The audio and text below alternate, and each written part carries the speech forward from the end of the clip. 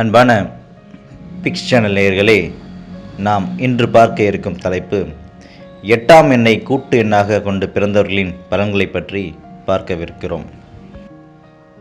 8ஆம் எண் அப்படின்னு பார்த்தால சனி பகவானுடைய எண்ணாகும். 8ஆம் எண் அதாவது கூட்டு எண்ணிக்கைன்னு சொல்லப்போனால் 8, 17, 26 இந்த எண்கள்லாம் பிறந்தவங்க பார்த்திங்கன்னா சனி பகவானுடைய அவருடைய பலனை பெற்றவர்கள், சனியின் அம்சம் கொண்டவர்கள். பொதுவாகவே சனி பகவான் சொன்னாலே அவர் மந்தன் என்று சொல்லுவாங்க.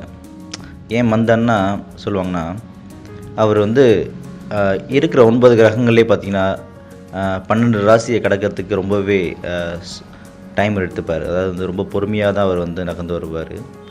ஸோ மொத்தம் 30 ஆண்டுகள் ஆகும் 12 ராசிகளை கடக்கிறதுக்கு. அவருக்கு ஒவ்வொரு ராசியும் கடக்கிறதுக்கு 2.5 ஆண்டுகள் கடக்கிறாரு. ஸோ மீதி கிரகம்லாம் பார்த்திங்கன்னா அடுத்தபடியாக பார்த்திங்கன்னா ராகுக்கு இது 1.5 வருஷம் இருக்கும் பயிற்சிக்கு. ஒவ்வொரு பயிற்சிக்கும் 1.5 வருஷம் எடுக்கும். குரு 1 வருஷம், மீதியில் கம்மியாக தான் எடுப்பாங்க. ஸோ அப்படின்றப்ப அதிகபட்சமாக இவர் தான் ஒரு ராசியை கடக்கிறதுக்கு 2.5 வருஷம் எடுக்கிறார். டோட்டலாக ஒரு 12 ராசியை கடக்கிறதுக்கு இவருக்கு 30 ஆண்டுகள் எடுக்குது. ஸோ அதனால் மந்தன்னு சொல்லுவாங்க. எப்பயுமே இந்த எண்களில் பிறந்தவங்களாம் கொஞ்சம் ஸ்லோவாக தான் இருப்பாங்க எப்பயுமே. பட் ஸ்லோவாக இருந்தாலும் அவங்க தீர்க்கமாக ஒரு ஒர்க்கும் முடிவு எடுத்துட்டாங்கன்னா அவங்க கன்ஃபார்மாக அதை முடிச்சு காட்டுவாங்க. பட் பொறுமையாக மூவ் பண்ணி slow and steady wins the race சொல்லுவாங்க. ஸோ இவங்க இந்த முயல் ஆமை கதை உங்களுக்கு தெரியும். ஆமை போல் அவங்க ஸ்லோவாக நடந்தாலும் வெற்றி பெற தினமும் இவங்கள தான் இருப்பாங்க. சனி பகவானுக்குன்னு ஒரு 3 நட்சத்திரம் இருக்குதுங்க.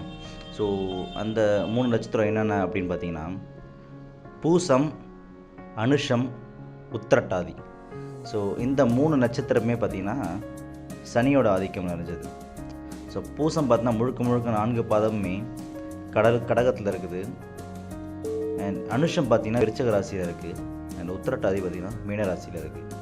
ஸோ இந்த நட்சத்திரத்தில் பிறந்தவங்களாம் சனியோட அம்சம் கொண்டவங்க. எப்படி ஒரு 8ஆம் எண், 17ஆம் எண், 26ஆம் எண்லாம் சனியோட ஆதிக்கம் இருக்கும். அதே மாதிரி இந்த நட்சத்திரத்தில் பிறந்தவங்களுக்கும் சனியோட ஆதிக்கம் நிறைஞ்சது தான் இது. ஸோ அவங்க ஜாதகத்தில் சனி எந்த பொசிஷனில் இருக்கார் அப்படின்றதையும் நம்ம பார்த்தா இன்னும் கொஞ்சம் துல்லியமாக பலன் சொல்லலாம். ஸோ இந்த எண்ணில் பிறந்தவங்க பார்த்திங்கன்னா அவங்களுடைய குணாதிசயங்கள் எப்படி இருக்கும் அப்படி பார்த்திங்கன்னா, அவங்க ஒரு ஸ்லோவாக பண்ணுவாங்க எந்த ஒர்க்காக இருந்தாலும். பட் முடிக்கிறப்ப அவங்க வெற்றி அடைவாங்க, வெற்றியோடு தான் திரும்புவாங்க. அண்டு பேச்சில் ஒரு வன்மம் இருக்கும், ரொம்ப ஹார்ஷாக தான் பிஹேவ் பண்ணுவாங்க. அண்டு எதுவும் இருந்தாலும் ரொம்ப ஸ்ட்ரெயிட் ஃபார்வர்டாக இருப்பாங்க. நியாயம் அப்படி சொன்னாலே அது சனி பகவானாக சொல்லுவாங்க. ஸோ அந்த மாதிரி இவங்க பணக்காரங்க ஏழை அப்படி பார்க்கறதில்ல, ஃப்ரெண்டு எனிமி அப்படி பார்க்கறதில்ல. எதுவாக இருந்தாலும் சரி இவங்களுக்கு நியாயம் தாங்க முதல் வார்த்தைன்னா நியாயம்தான். நியாயப்படி எதுவாக இருந்தாலும் ஓகே அப்படின்னு சொல்லுவாங்க. ஈவன் இவங்க ஃபேமிலி மெம்பர்ஸாக இருந்தாலும் இவங்க ஃப்ரெண்ட்ஸாக இருந்தாலும் தப்பு பண்ணால் தப்பு தான். இவங்களை பொறுத்த வரைக்கும் காம்ப்ரமைஸே பண்ணிக்க மாட்டாங்க எந்த காரணத்தை மட்டும். ஸோ ஒரு வாட்டி இவங்க டிசைட் பண்ணிட்டாங்கன்னா அது கண்டிப்பாக நிறைவேற்றி ஆகணும். அந்த மாதிரி ஒரு சொன்ன வாக்கை காப்பாற்றுவாங்க இவங்க எப்பயுமே. அதே போல் கண் எதிர ஒரு அக்கிரமம் நடக்குதுன்னா அதை தட்டி கேட்கவங்க பொதுவாக இவங்க. ஸோ நமக்கு என்ன, அப்படி ரோட்டில் ஒரு பிரச்சனை நடக்குதுன்னா நமக்கு என்னென்னு போக மாட்டாங்க. இறங்கி என்ன பிரச்சனை, அது இவங்க எவ்வளோ தான் முக்கியமான ஒரு வேலை இருந்தாலும் இறங்கி தட்டி கேட்குறவங்க பார்த்திங்கன்னா இந்த நம்பரில் எண்ணில் பிறந்தவங்க.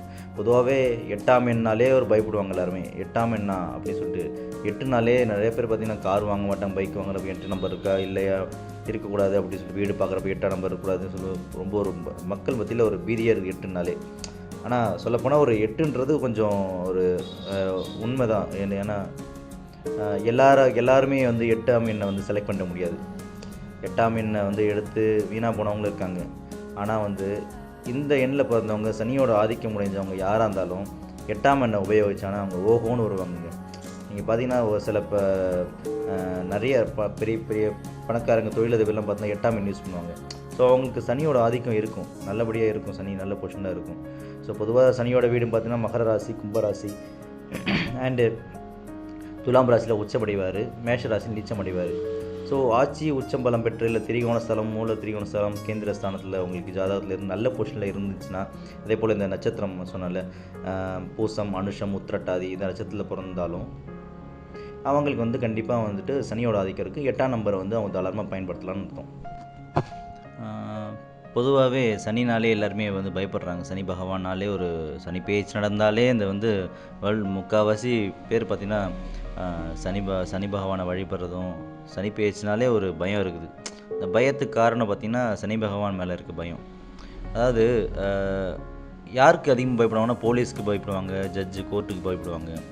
ஸோ ஏன்னா இங்கெல்லாம் போனால் நீதி கிடைக்கும், நீதி பண்ணவங்களே தப்பு பண்ணுவாங்க, அந்த மாதிரி வந்துட்டு சனி பகவானை பார்த்து பயப்படுவாங்க. ஏன்னா வந்து இவர் ஒரு நீதிமான்னு சொல்லுவாங்க. இப்படி வந்து எல்லோரும் ஒரு காரகம் சொல்லுவோமோ அது மாதிரி இவர் வந்து நீதிக்கு அதிபதி இவர் தான். ஸோ நீதிமான்னு சொல்லுவாங்க, நீதிபதியும் கூட சொல்லலாம் இவரை. அந்த மாதிரி வந்து இவர் நியாயத்துக்கு மட்டும்தான் வந்து அடி பண்ணுவார். பலவசரம் அநியாயத்துக்கு என்றைக்குமே வந்து அடி பண்ண மாட்டார். அண்ட் அதே மாதிரி காசு பணம் இருக்கவங்க, இல்லாதவங்க, எல்லாமே சகல சௌகரியம் பெற்றவங்க, இதெல்லாம் எந்த பாகுபாடு, எந்த வேறுபாடும் பார்க்க மாட்டார் இவர். இவருக்கு தேவை நியாயம். யார் நியாயம் பண்ணாலும் அவங்களுக்கு தான் தராசு மாதிரி இவர். ஸோ இவர் இந்த நியாயத்துக்கு அதிபதி அப்படின்னு நம்ம சொல்லலாங்க இவரை. ஸோ அப்படி ஒரு நியாயத்துக்காக பார்க்குறப்போ ஒரு சின்ன தப்பு பண்ணாலும் அவங்களுக்கு தண்டனை கொடுப்பாரு. ஸோ அதனால தான் வந்து சனிப்பெயர்ச்சி அப்படின்னு சொன்னாலே வந்து ஜனங்க எல்லாருமே இவர் மேலே ஒரு மிகப்பெரிய பயத்தை வந்து அவங்களுக்கு விளைவிக்குது. ஸோ அந்த குணாதிசயம் வந்து இந்த 8, 17 அண்ட் 26 இந்த எண்ணில் பிறந்தவங்களுக்கு இருக்கும். ஸோ சனியை போல் கொடுப்பவரும் இல்லை, சனியை போல் கெடுக்கிறவரும் இல்லை. நல்லது பண்ணவங்களுக்கு சனி அள்ளி அள்ளி கொடுப்பாரு. தப்பு பண்ணவங்கள சின்ன தப்பு பண்ணாலும் அவங்கள வந்துட்டு அவ்வளோதான் உரிச்சுன்னு சொல்லலாம், அப்படின்னு சொல்லலாம். அழிச்சிடுவார் கண்டிப்பாக. அவங்களுக்கு வந்து கண்டிப்பாக வந்து அவங்களுக்கு கெடுத்துருவார் கண்டிப்பாக, டெஃபினட்டாக. அவங்கள வந்து என்னென்னா உணர வைப்பார். அதாவது வந்து இவரை பொறுத்தவரை எப்பவுமே வந்து பண்ண தப்புக்கு தண்டனை கொடுக்குறதோட பண்ணாத தப்புக்கு தண்டனை கொடுத்து தான் இவரோட ஸ்பெஷாலிட்டி. ஏன் அப்படின்னா பண்ண தப்புக்கு தண்டனைனா தப்பு பண்ணோம் தண்டனை அனுபவித்தோம் அப்படின்னு சொல்லிட்டு கேர்லெஸ்ஸாக விட்டுருவாங்க. பட் பண்ணாத தப்புக்கு வந்து தண்டனை அனுபவிக்கிறப்போ பார்த்திங்கன்னா நம்ம என்ன தப்பு பண்ணணுமோ என்ன தப்பு பண்ணணும்னு சொல்லிட்டு அப்போ தான் வந்து அவங்க பார்ப்பாங்க. பழையசெல்லாம் பின்னாடி லாஸ்ட்டாக பண்ணது எல்லாமே வந்து ரீகலெக்ட் பண்ணி பார்ப்பாங்க. அப்போ பார்க்குறப்ப அன்றைக்கி பண்ண தப்புக்கு தான் தண்டனை அனுப்பிச்சிருக்கோம்னு சொல்லிட்டு அந்த தப்பு அவங்க மைண்டில் வரும். ஸோ அதுதான் வந்து இவரோட ஸ்பெஷாலிட்டி. பண்ணாத தப்புக்கு தண்டனை கொடுப்பார், அதுதான் இவரோட ஸ்பெஷாலிட்டி. அண்ட் நியாயத்துக்காக போராடுறவர், நியாயத்துக்காக இவர் வந்து தன்னையே வந்து அர்ப்பணிச்சிட்டார். அப்படின்னு நியாயம்தான் முக்கியமான ஒரு விஷயம் இவருக்கு பொறுத்தவரையும். அதே போல் நீங்கள் நல்லா பாருங்கள், ஒரு என்விரான்மெண்ட்டில் ஒரு ஆஃபீஸ்லேயே பாருங்களேன். ஒரு ஆஃபீஸில் வந்து ஒருத்தவங்க வந்து நேர்மை நியாயமாக லஞ்சம் வாங்காமல் ஒருத்தவங்க இருக்காங்கன்னு வைங்களாங்க. அவங்களுக்கு வந்து கண்டிப்பாக எந்த பிரச்சனையும் வராது. வந்து அவங்க 7 சனி வந்தாலும் சரி, அர்த்தாஷ்டம சனி வந்தாலும் சரி, அஷ்டமத்து சனி வந்தாலும் சரி, எந்த சனி வந்தாலும் அவங்களுக்கு எந்த பிரச்சனையும் வராது. ஒரு வேளை அவங்க வந்து பணக்காரங்களாம் இல்லாமல் இருக்கலாம், ரொம்ப மற்றவங்களை கம்பேர் பண்ணுறப்ப லக்ஸுரியஸ் லைஃப் இல்லாதவங்களாக இருக்கலாம். பட் அவங்களுக்கு வந்து எந்த பிரச்சனையும் வராது.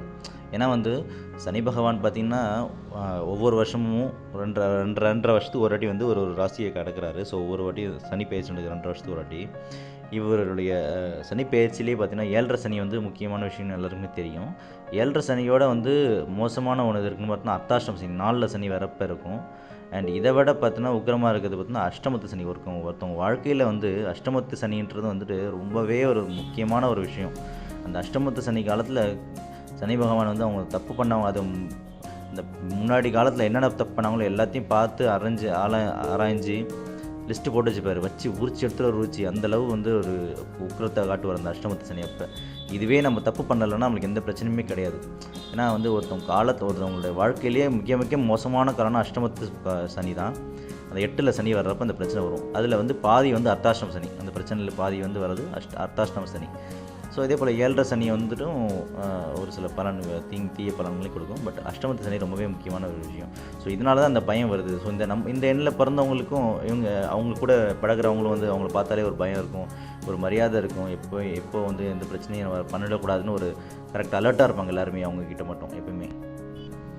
அதே போல் சனி வந்து எந்த இடத்துல இருந்து எந்த காலத்தில் நம்ம சுய ஜாதகத்தில் எந்த இடத்துல இருந்து எந்த பார்வையை பார்க்கணும், அந்த பார்வையை வந்து தாமதப்படுத்தி விட்டுருவார். பொதுவாக வந்து திருமண வீடான 7, 8 பார்த்தாருன்னா திருமணத்தை வந்து லேட்டாக கொடுத்துருவார் கண்டிப்பாக. அதே மாதிரி தொழில் ஸ்தானத்தை பார்த்தாருன்னா தொழில் லேட்டாக கொடுப்பாரு. ஸோ அந்த போல் வந்துட்டு இவர் வந்து தாமதப்படுத்தக்கூடிய இயல்புடையவர் இவர்.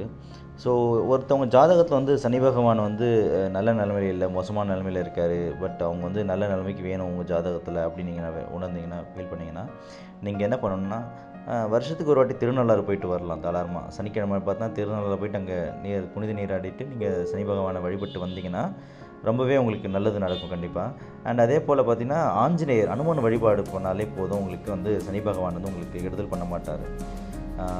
இதே போல் வந்துட்டு உங்களுக்கு எந்த பிரச்சனையும் வராது, உங்களுக்கு எந்த ப்ராப்ளமே வராமல் இருக்கும். சனி பகவானால் ப்ராப்ளம் வராது, ப்ராப்ளம்ஸ் குறையும் கண்டிப்பாக. அதுவும் மெயினாக வந்து அஷ்டமத்து சனி, 7 சனி, அர்த்தாஷ்டம சனி நடக்கிறப்ப நீங்கள் டெஃபினட்டாக வந்து டெய்லி வாரம் போய் ஆஞ்சநேயரை வழிபட்டு வர்றது தான் உங்களுக்கு உசிதமானது.